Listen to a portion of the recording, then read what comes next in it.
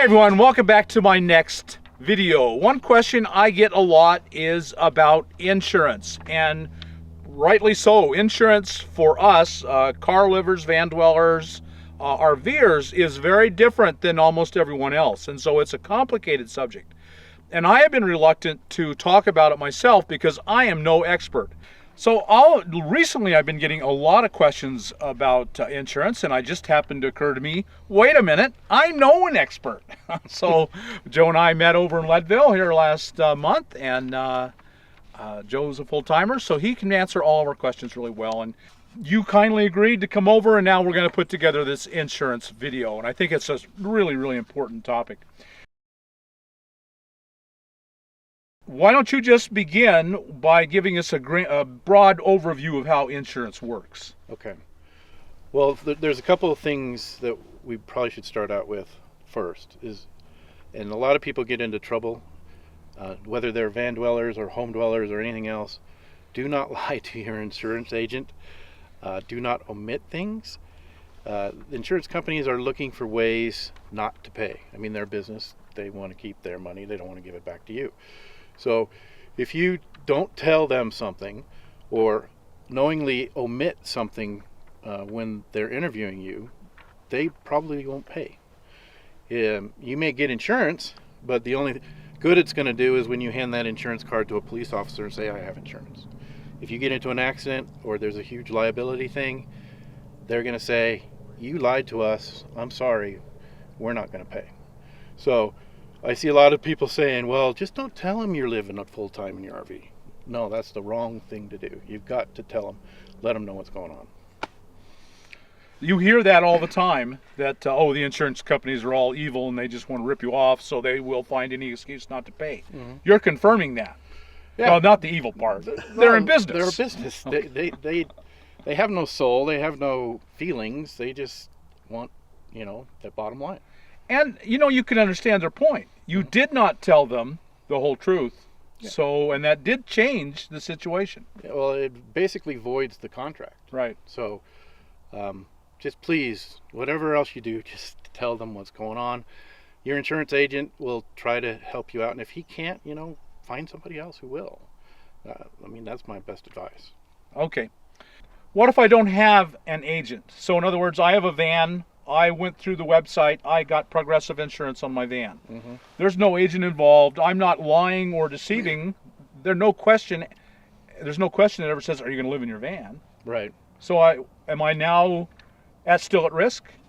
You're still at risk. And it's a little complicated, and there's lots of other moving parts to insurance.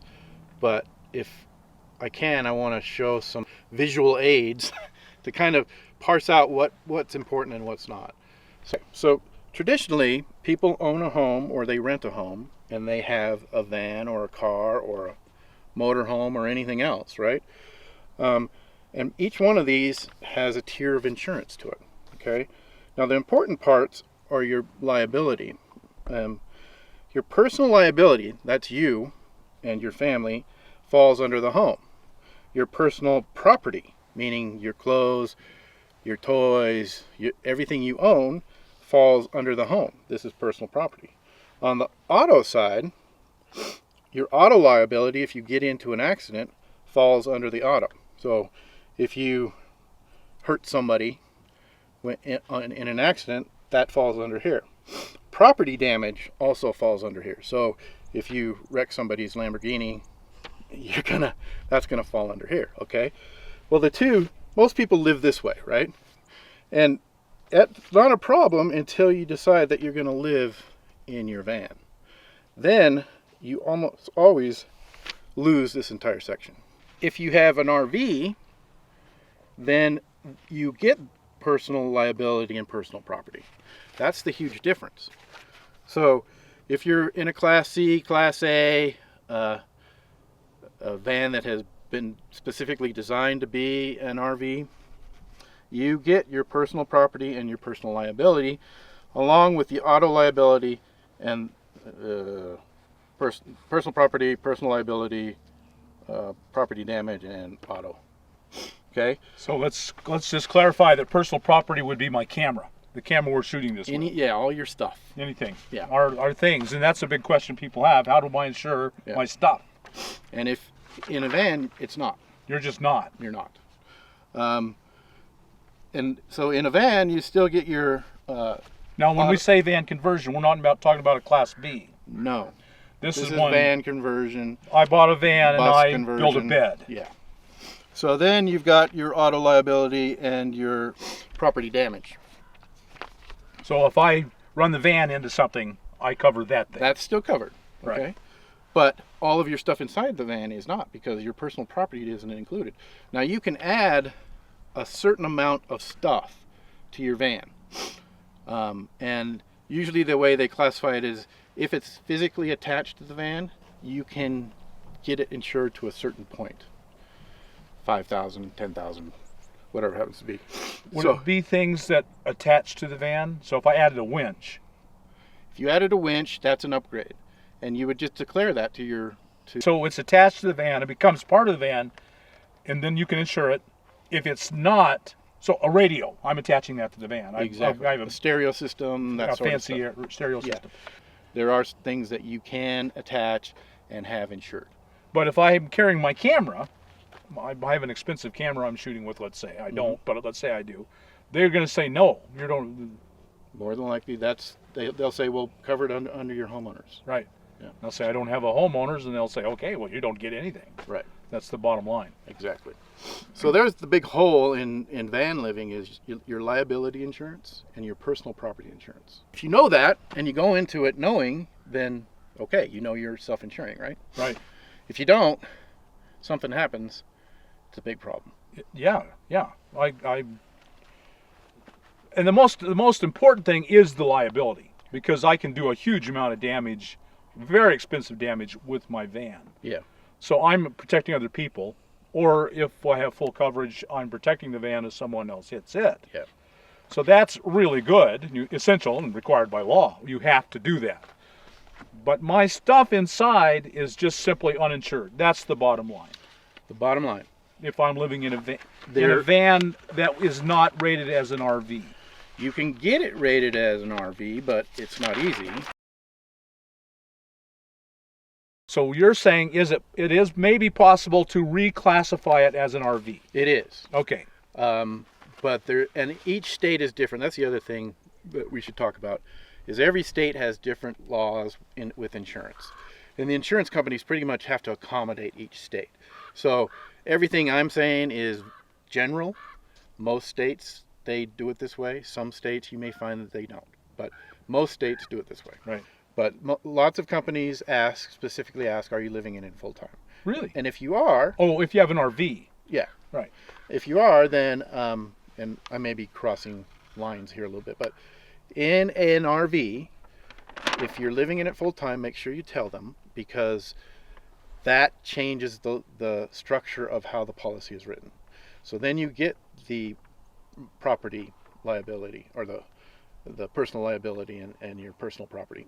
Right. If you don't tell them that, if you say, oh, I'm only in it 30 days a year, then you don't get that. It's not a part of the policy. So you were going to tell us then about converting. It is conceivable to convert a van, my cargo van, to get it relabeled as an RV. Right. Well, before we start on that, let me go ahead and add, this is a really big deal on anything that was originally related as that was originally designated commercial. So a school bus, somebody wants to buy a skoolie, huge problem there. Yep. I come to you and I say, I've bought a school bus and I want to convert it to a van and live in it. What do you say? You have to do these things. You have to turn it into an RV. Basically.